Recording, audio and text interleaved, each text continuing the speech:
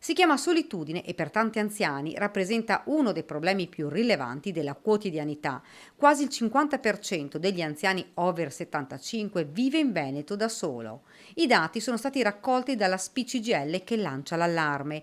Parliamo di 300.000 persone che, soprattutto in queste settimane, rischiano di perdere i propri punti di riferimento, sia nelle città che si svuotano, sia nelle zone più isolate dove la solitudine è ancor più marcata durante tutto l'anno.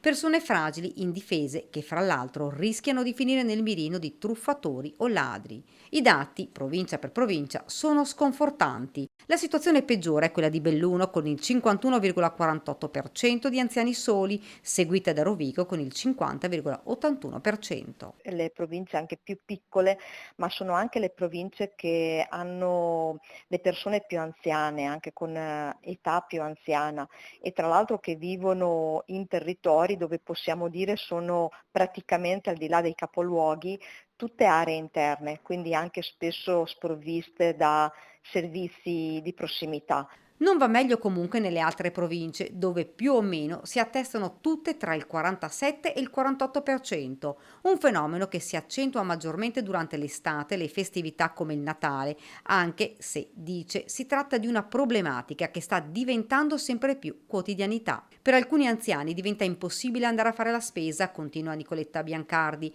perché il negozio sotto casa è chiuso. Può essere un'impresa anche recuperare i medicinali, per questo riteniamo necessario prevedere servizi a domicilio, ma anche trasporti dedicati a chi non può muoversi in macchina o con altri mezzi.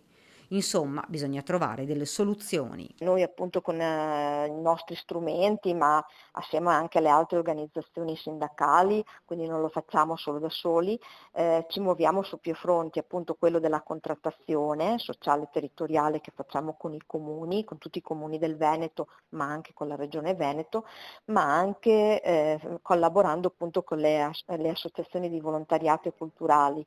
Quindi cerchiamo di naturalmente innanzitutto di capire quali sono le problematiche, poi agire per trovare anche delle risposte concrete. Non solo, ma diventa fondamentale stimolare una sorveglianza di vicinato, invitando le persone più giovani a relazionarsi con gli anziani soli che abitano nello stesso condominio o nella stessa via.